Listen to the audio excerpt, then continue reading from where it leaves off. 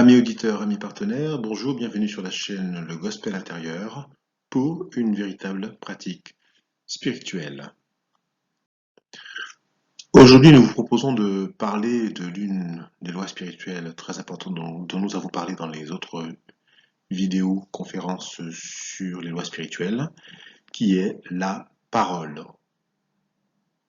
Plus précisément, la parole créatrice,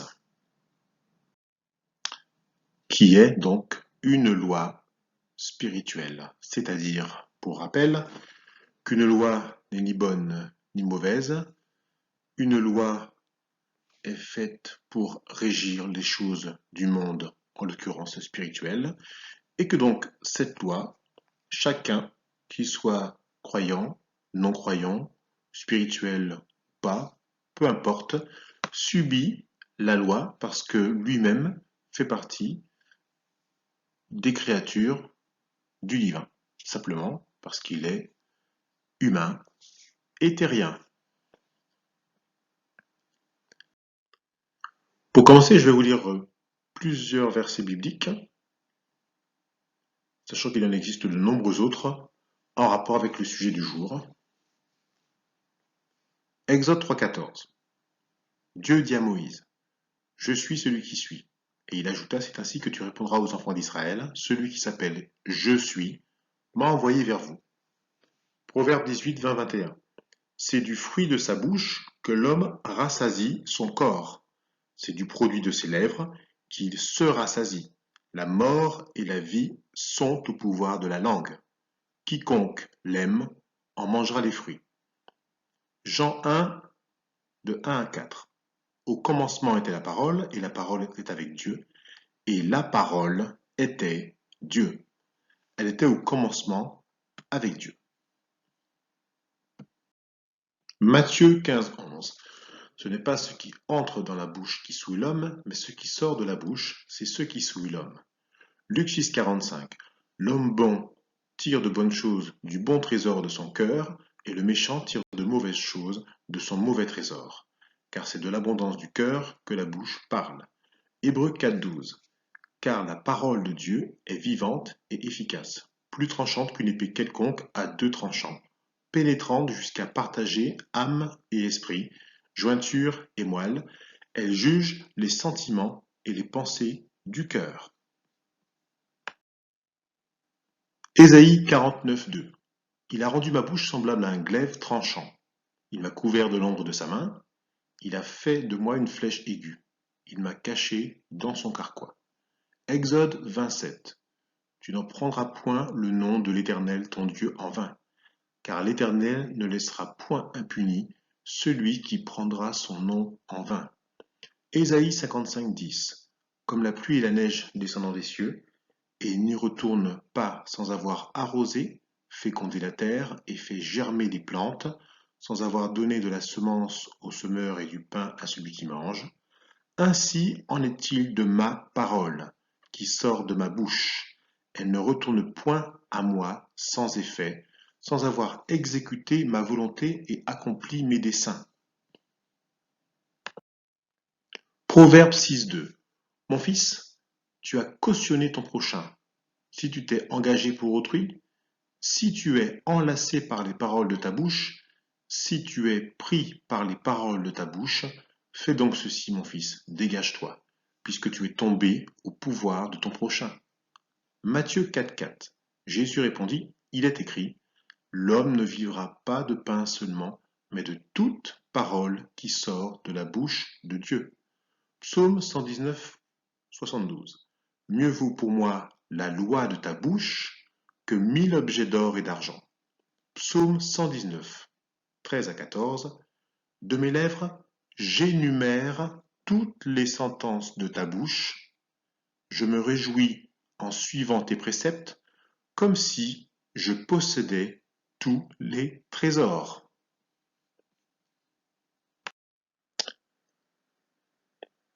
Après cette lecture, maintenant voyons différents points. 1. La parole est le mode opératoire du divin. En Jean 1, de 1 à 4, je reprends, déjà cité, au commencement était la parole était avec Dieu, et la parole était Dieu. Elle était au commencement avec Dieu. Toutes choses ont été faites par elle, et rien de ce qui a été fait n'a été fait sans elle. En elle était la vie, et la vie était la lumière des hommes. Dans ce verset très connu, c'est clairement écrit, la parole était Dieu. Toutes choses ont été faites par elle, et rien de ce qui a été fait n'a été fait sans elle. 2. Le nom du divin. Je suis. Bien sûr, chaque tradition donne différents noms au divin, à Dieu, voire plusieurs noms dans une même tradition. Cependant, restons dans la Bible par exemple. En Exode 3,14, Dieu dit à Moïse, « Je suis celui qui suis », et il ajouta, « C'est ainsi que tu répondras aux enfants d'Israël, celui qui s'appelle « Je suis » m'a envoyé vers vous. » Exode 20,7. Tu ne prendras point le nom de l'Éternel, ton Dieu, en vain, car l'Éternel ne laissera point impuni celui qui prendra son nom en vain. Autrement dit, quand je prends le nom de Dieu, du divin, je suis, et que je ne l'emploie pas de façon correcte, eh bien, il me dit là qu'il y aura forcément des conséquences. À mon échelle, avant tout. C'est encore confirmé en Ésaïe 55. Comme la pluie et la neige descendent des cieux et n'y retournent pas sans avoir arrosé, féconder la terre et fait germer les plantes, sans avoir donné de la semence au semeur et du pain à celui qui mange, ainsi en est-il de ma parole qui sort de ma bouche. Elle ne retourne point à moi sans effet, sans avoir exécuté ma volonté et accompli mes desseins. Donc le propre de la parole du divin qui est en nous, quand nous l'utilisons par notre bouche, notamment en particulier, quand cela sous-entend toujours que l'expression de notre être commence par je suis, puisque être, donc je suis, il nous est donc écrit là que la parole du divin qui sort de mon être intérieur à l'image du divin ne retourne jamais à moi sans effet et que sa nature est d'exécuter la volonté de celui qui l'a prononcé et d'accomplir ses desseins. Ainsi, l'homme, créature du divin, conçu à l'image de Dieu, selon la Genèse et selon d'autres textes spirituels de d'autres traditions, l'homme est conçu à l'image du divin, qui lui a remis l'autorité, notamment dans le royaume du divin, qui est à l'intérieur de lui, mais aussi à l'extérieur. Je ne recite pas ici Luc 17, 21, avec la traduction originelle en araméen ou en grec ancien correct, qui dit que le royaume de Dieu est à l'intérieur de nous. L'être humain, l'homme, est une habitation du divin en esprit, c'est écrit en Éphésiens 2, 22, dans la Bible, mais dans d'autres traditions aussi. Son corps est le temple de l'esprit, citation en 1 Corinthiens 6, 19. L'homme est la créature à qui a été remis toute autorité sur l'œuvre du divin, Genèse 28, Psaume 8, de 4 à 8. Donc il devient en fait enfant du divin quand il accepte d'exercer son autorité légitime de façon éclairée, selon la volonté et les promesses de Dieu qui sont, on va dire, ce qu'il y a de bon, agréable et parfait dans ce que le divin veut pour les êtres humains, et pour ceci, pour tous les êtres humains. Romains 12.2. Jésus, le personnage Jésus, qui est appelé Fils de Dieu, nous appelle alors amis dans ce qu'il enseigne, en Jean 15, 14 à 15, pour nous indiquer que chacun a en lui, à l'image du divin, Christ, et qu'il peut se perfectionner pour permettre à cet être intérieur véritable de se révéler dans la pratique pour pouvoir arpenter le chemin de sanctification, c'est-à-dire le chemin d'une amélioration constante et continue vers le plus divin possible en nous. Cela signifie qu'accepter l'enseignement du Christ, en particulier de Jésus donc, est formidable, et le mettre en pratique est encore autre chose. Ainsi, celui qui dit qu'il croit reste cependant, selon la Bible, pécheur, c'est-à-dire imparfait, dans le sens qu'il est nécessiteux de parfaire sa propre connaissance de sa véritable nature et de son autorité en Christ dans son être intérieur, pour son bien et beaucoup plus, et ceci jusqu'à son dernier jour. C'est pour ça qu'il est écrit aussi, par exemple, celui qui persévérera jusqu'au bout sera sauvé. Jusqu'au bout, ça veut dire que on n'est jamais arrivé. On doit tendre vers cette perfection. Enfin, en tout cas, nous sommes invités à tendre vers cette perfection. Maintenant, quelques versets qui nous aident à renforcer cette compréhension de quand il s'agit donc de l'enseignement du Christ. Il s'agit bien de l'enseignement qui est destiné à notre propre être intérieur à Christ, tout un chacun, être humain. En Hébreux 11, 24, 26, il y a cette phrase. C'est par la foi que Moïse, devenu grand, refusa d'être appelé fils de la fille de Pharaon, aimant mieux être maltraité avec le peuple de Dieu que d'avoir pour un temps la jouissance du péché, regardant l'opprobre de Christ, ça c'est très important, comme une richesse plus grande que les trésors de l'Égypte, car il avait les yeux fixés sur la rémunération. Ce que je vais vous faire comprendre ici, ou en tout cas partager, c'est que c'est l'apôtre Paul qui écrit ce texte. Apôtre Paul qui a vécu donc 60 ans après Jésus-Christ. Il parle de Moïse qui a vécu plusieurs milliers d'années avant, et il dit que Moïse a regardé l'opprobre de Christ. Ça prouve bien que le Moïse en question, regardant l'opprobre de Christ, on parle de son être intérieur à l'image du divin, qu'il a décidé d'accepter honnêtement, plutôt que d'être mitigé et ne pas être honnête face à cet être intérieur à l'image du divin. Donc il s'agit bien de quelque chose d'intérieur et de personnel. Autre verset, Matthieu 22, 44. Et Jésus leur dit, comment donc David, il parle du roi David, animé par l'Esprit, l'appelle-t-il Seigneur, lorsqu'il dit, le Seigneur a dit à mon Seigneur, assieds-toi à ma droite, jusqu'à ce que je fasse de tes ennemis ton marchepied. Si donc David l'appelle Seigneur, comment est-il son fils? En fait, là, c'est Jésus qui cite un psaume très ancien, le psaume 110.1, qui dit, de David, psaume, parole de l'Éternel à mon Seigneur, assieds-toi à ma droite jusqu'à ce que je fasse de tes ennemis ton marchepied.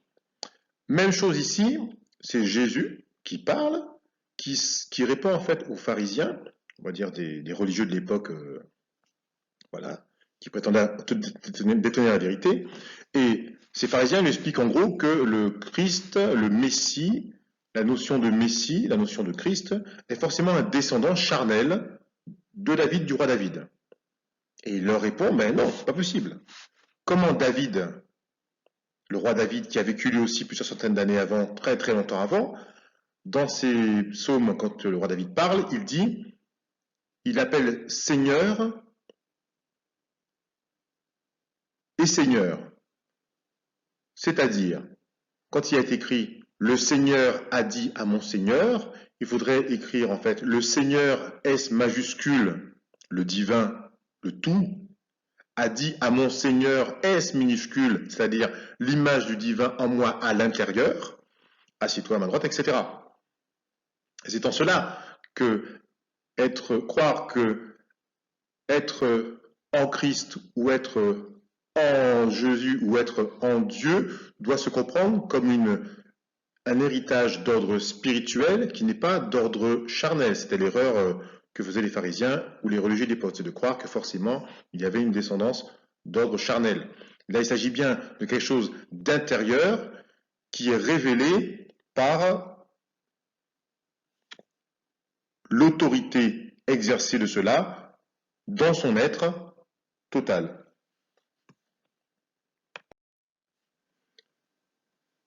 Autre verset, Matthieu 7, 21. Ceux qui me disent Seigneur, Seigneur, n'entreront pas tous dans le royaume des cieux, mais celui-là seul qui fait la volonté de mon Père qui est dans les cieux. Un dernier verset pour la pratique, Deutéronome 28, 13. L'Éternel fera de toi la tête et non la queue, tu seras toujours en haut et tu ne seras jamais en bas, lorsque tu obéiras au commandement de l'Éternel, ton Dieu, que je te prescris aujourd'hui, lorsque tu les observeras et les mettras en pratique. L'effet miroir. La parole de l'homme le transforme lui-même. En Jacques 1, 23, il est écrit, car si quelqu'un écoute la parole, il faut se rappeler qu'à l'époque, tout le monde ne lisait pas forcément. Donc quand il dit si quelqu'un écoute la parole, c'est soit qu'on l'écoute, on l'entend de l'extérieur, de quelqu'un qui parle en face, ou qu'il y a quelque chose d'intérieur qui nous parle. J'en avais déjà parlé dans dans les vidéos sur les lois spirituelles. Donc si quelqu'un écoute la parole et ne la met pas en pratique, il est semblable à un homme qui regarde dans un miroir son visage naturel et qui, après s'être regardé, s'en va et oublie aussitôt quel il était. Autrement dit, quand je consulte la parole ou quand j'entends la parole intérieure qui se révèle à moi, c'est comme si je suis face à un miroir qui me montre tel que je suis dans le divin qui est en moi. Autrement dit, les Écritures, quand on les consulte, que ce soit biblique ou autre véritablement inspiré, les Écritures, concernant la parole, nous décrivent comme dans un miroir et nous montrent tel que nous sommes à l'image du divin, selon le divin.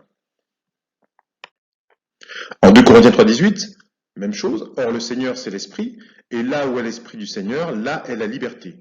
Nous tous qui le visage découvert, contemplons comme dans un miroir la gloire du Seigneur, autrement dit, notre propre gloire en Christ, notre propre gloire en étant en Dieu, on va dire, nous sommes transformés en la même image de gloire en gloire, comme par le Seigneur l'Esprit. Donc quand je contemple, quand je médite la parole inspirée du divin, je suis transformé en la même image dans mon esprit. Et c'est ça le pouvoir de transformation de la parole. C'est clairement écrit. Donc, Christ, quand on parle de Christ, être en Christ, révéler le divin qui est en nous, Christ, en fait, est comme un modèle parfait de l'enfant du divin par son enseignement. Il est comme le premier-né qui montre l'exemple et qui nous montre le chemin. Et c'est pour ça qu'il dit « Je suis la vérité, le chemin, la vie ». En Colossiens 1, 15 à 16, il est l'image du Dieu invisible, le premier-né de toute la création, car en lui ont été créées toutes les choses qui sont dans les cieux et sur la terre, les visibles et les invisibles, trône, dignité, domination, autorité, tout a été créé par lui et pour lui. Là aussi, c'est encore le même principe. On nous explique que ce divin en nous est à l'origine de toute la création de notre monde, bien sûr intérieur, mais au-delà, nous participons de notre divin en nous à la création du monde avec un M majuscule. C'est comme ça que je le comprends et je le partage. En 1 Jean 3, 1, voyez quel amour le Père nous a témoigné pour que nous soyons appelés enfants de Dieu, et nous le sommes. Si le monde ne nous connaît pas, c'est qu'il ne l'a pas connu. Bien-aimés, nous sommes maintenant enfants de Dieu, et ce que nous serons n'a pas encore été manifesté, mais nous savons que lorsque cela sera manifesté, nous serons semblables à lui, parce que nous le verrons tel qu'il est. Là, on parle d'une espérance qui est qu'a priori, sur ce chemin pour tendre vers une perfection, on avance de révélation en révélation jusqu'à peut-être avoir une révélation finale. Une petite diapo pour donner quelques éléments qui sont intéressants. La première, c'est que, bon, on l'a déjà dit et redit, l'enseignement de la Bible est un miroir de qui je suis dans le divin, et l'expression souvent consacrée dedans, dans le livre, c'est en Dieu, en Christ. L'expression en Christ, on peut la retrouver plus de 40 fois dans le Nouveau Testament, dans la deuxième partie de la Bible. Ou sinon, on peut retrouver l'expression en moi, quand Jésus parle, aussi 40 fois. À titre comparatif, par exemple, dans toute la Bible, le mot Dieu, on peut le retrouver plus de 3600 fois. Le mot homme, vous le trouvez 1858 fois. Et toutes les références à la bouche, la langue, la parole, le fait de parler, la bouche 352 fois, la langue 144 fois, la parole 851 fois, le parler 431 fois. Toute cette addition arrive à un chiffre proche du terme homme. Et le mot foi, 229 fois. En 2 Corinthiens 5, 17, on peut lire « Si quelqu'un est en Christ, il est une nouvelle créature, les choses anciennes sont passées, voici toutes choses sont devenues nouvelles. » Là, on nous informe donc que quand on accepte l'enseignement, quand on le met en pratique, on va voir et on accepte de comprendre que nous sommes une nouvelle créature, une nouvelle création, suivant les versions, ce qui implique que dans notre manière de fonctionner, notamment de concevoir notre pensée, notre façon de générer ce qui est en nous est à l'extérieur de nous, nous allons comprendre que toutes choses sont devenues nouvelles. En Romains 12,5, on peut lire « Car comme nous avons plusieurs membres dans un seul corps, et que tous les membres n'ont pas la même fonction, ainsi, nous qui sommes plusieurs, nous formons un seul corps en Christ, et nous sommes tous membres les uns des autres. » Autrement dit, une façon de dire que là aussi, nous sommes tous semblables selon le divin, en tout cas égaux dans le sens esprit, essence, qui contient l'essence du divin. En Romains 10, nous pouvons lire « Si tu confesses de ta bouche le Seigneur Jésus et si tu crois dans ton cœur que Dieu l'a ressuscité des morts, tu seras sauvé. Car c'est en croyant du cœur qu'on parvient à la justice, c'est en confessant de la bouche qu'on parvient au salut, selon ce que dit l'Écriture, quiconque croit en lui ne sera point confus. » Là, à retenir surtout le terme « si tu confesses de ta bouche ». Maintenant, voyons ce que dit les Écritures concernant la parole qui sort de ma bouche. Exode 20.7. Sachant, comme je l'ai déjà dit et redit, que nous sommes chacun à l'image du divin, donc par ma bouche, le divin aussi s'exprime. Exode 20.7. Tu ne prendras point le nom de l'Éternel, ton Dieu, en vain, car l'Éternel ne laissera point puni celui qui prendra son nom en vain. Ainsi, on nous informe que la parole agit dès qu'elle est utilisée. En Ésaïe 55.11, ainsi en est-il de ma parole qui sort de ma bouche, elle ne retourne point à moi sans effet, sans avoir exécuté ma volonté et accompli mes desseins. Autrement dit, on nous dit, la parole a toujours un effet qui est d'exécuter la volonté et d'accomplir le dessein de celui qui l'a prononcé. En Proverbe 6.2, mon fils, si tu as cautionné ton prochain, si tu t'es engagé pour autrui, si tu es enlacé par les paroles de ta bouche, si tu es pris par les paroles de ta bouche, fais donc ceci, mon fils, dégage-toi, puisque tu es tombé au pouvoir de ton prochain. On nous dit donc, les paroles de ma bouche m'enlacent, peuvent m'enlacer, et je peux tomber ainsi au pouvoir de mon prochain, c'est-à-dire celui qui les entend ou celui qui en fait acte, qui en prend acte, pardon. Romains 14.23, tout ce qui n'est pas le produit d'une conviction est péché. Par exemple donc, ma parole, sans la conviction de ce que je déclare, me fait en fait manquer la cible, manquer le but, manquer mon plein potentiel dans l'expression que je donne au monde. En Ésaïe 49.2, il a rendu ma bouche semblable à un glaive tranchant, il m'a couvert de l'ombre de sa main, il a fait de moi une flèche aiguë, il m'a caché dans son carquois. Donc là, ma parole est comme une arme.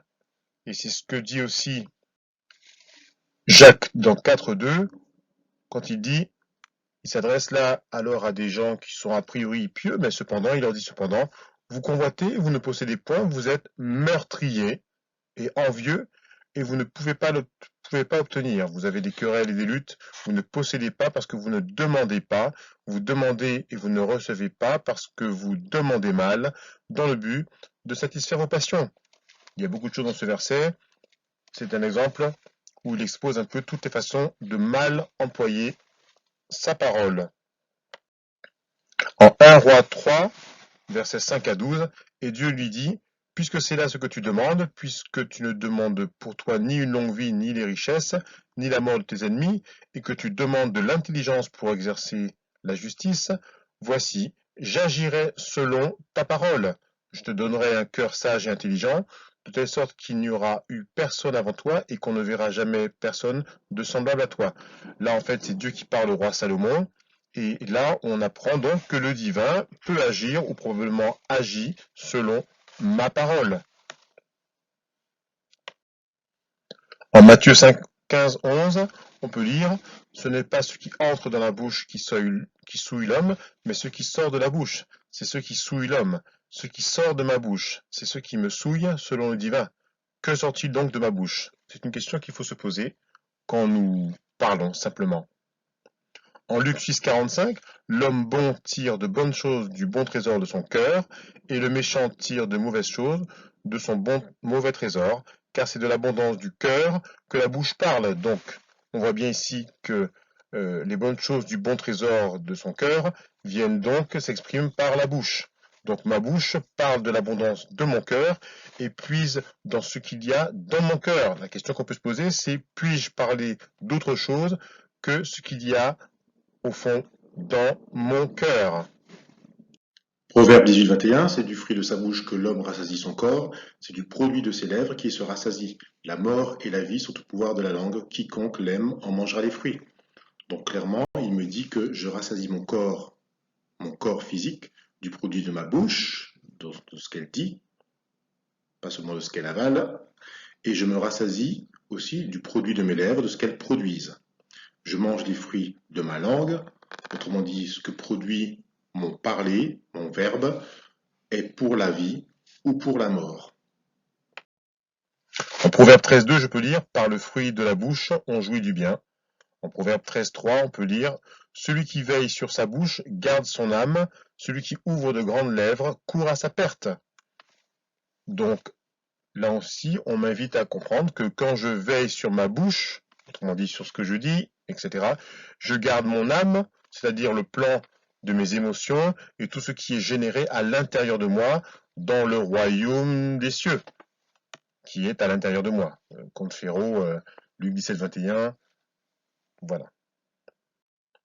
En Matthieu 4.4, je peux lire « Jésus répondit, il est écrit, l'homme ne vivra pas de pain seulement, mais de toute parole qui sort de la bouche de Dieu. » Donc l'homme vit de toute parole qui sort de la bouche du divin en lui. Voilà ce que je vous propose de partager et de comprendre pour pouvoir appréhender mieux, toujours mieux la pratique.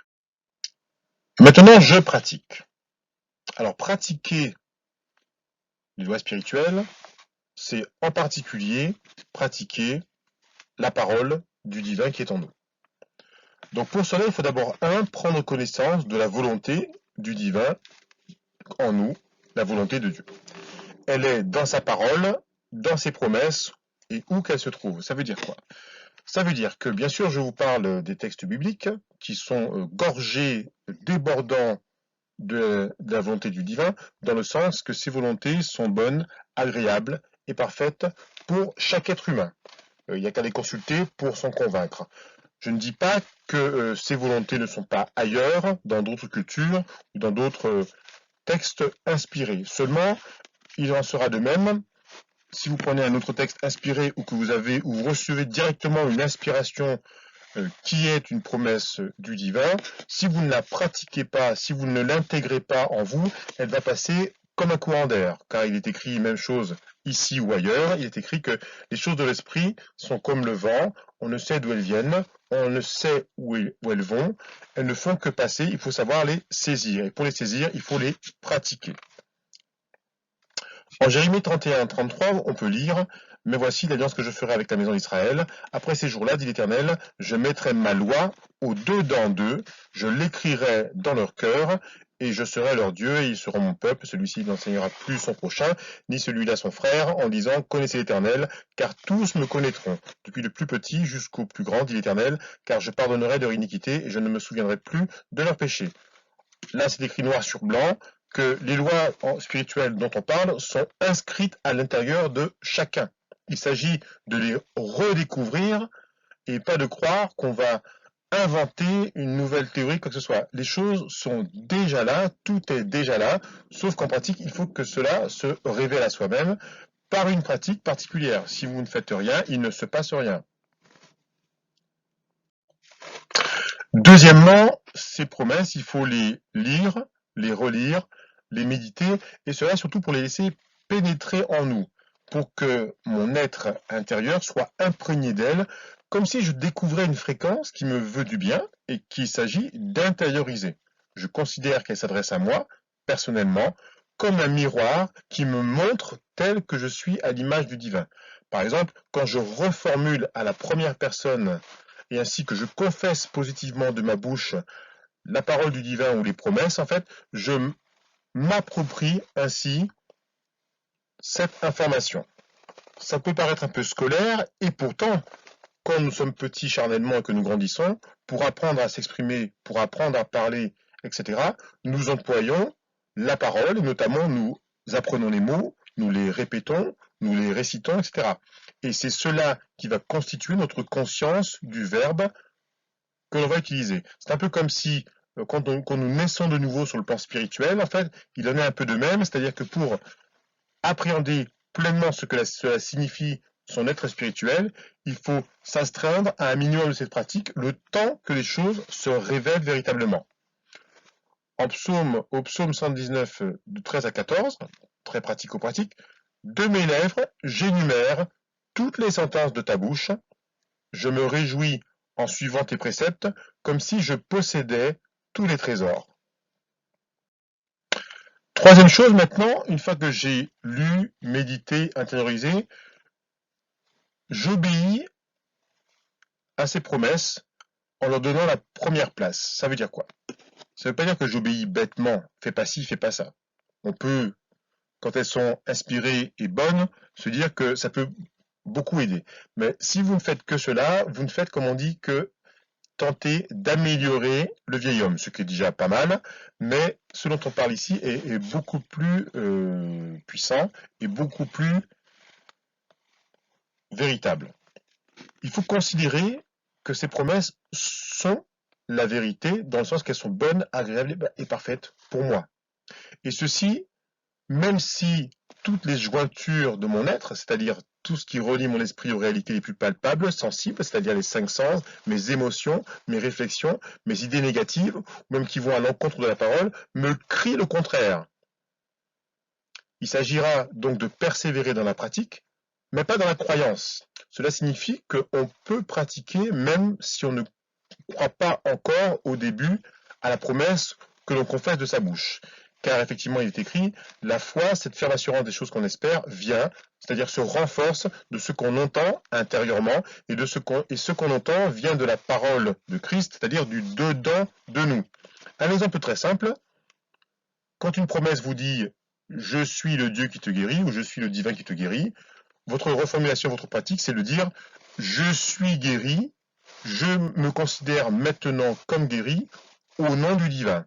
Car c'est ce que dit la parole, c'est ce que dit la promesse. Et ceci est maintenant ce à quoi j'obéis intérieurement, dans le sens quand je considère que c'est la vérité, alors même qu'extérieurement, je vois encore des signes de la maladie dans mon corps ou ailleurs, etc. Et même si je vois cela, sur le plan physique, sur le plan intérieur, je campe sur cette position ferme qui est cette promesse qui me dit « je suis le divin qui te guérit ». Donc je suis le divin qui te guérit. Voilà. Donc c'est ça qu'il faut comprendre. Et ceci est valable pour toutes les promesses, qu'elles soient matérielles, immatérielles ou autres. En Proverbe 16, 22, on peut lire « La sagesse est une source de vie pour celui qui la possède, et le châtiment des insensés, c'est leur folie. Celui qui est sage de cœur manifeste la sagesse par sa bouche, et l'accroissement de son savoir paraît sur ses lèvres. Les paroles agréables sont un rayon de miel douce pour l'âme et salutaire pour le corps. » Donc, la parole est une source de vie.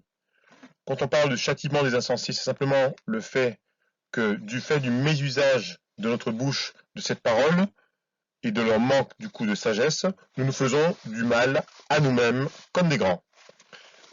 Et la manifestation de notre sagesse, c'est-à-dire de notre avancement dans cette conscience du divin en nous, va s'exprimer par notre bouche et par nos lèvres, pas seulement par ce que l'on peut dire ou discourir, mais aussi par notre façon de la pratiquer avec nous-mêmes et par nous-mêmes. Et les paroles, douces pour l'âme, donc vont pouvoir générer des émotions et tout ce qu'il y a dans le royaume des cieux à l'intérieur de nous, et salutaire pour le corps, c'est-à-dire donc avoir des effets concrets sur notre état corporel. Et ceci pour celui qui use avec sagesse de sa bouche, d'abord pour lui-même. Il ne s'agit pas là de morale extérieure ou autre. Je finirai cette présentation par ce mot important, persévérance. De nombreux passages, de nombreuses traditions le soulignent. Il faut persévérer dans la pratique pour voir s'accomplir ces choses formidables que sont les promesses du divin pour chaque être humain, pour chaque homme sur cette terre, dans cette vie ici-bas.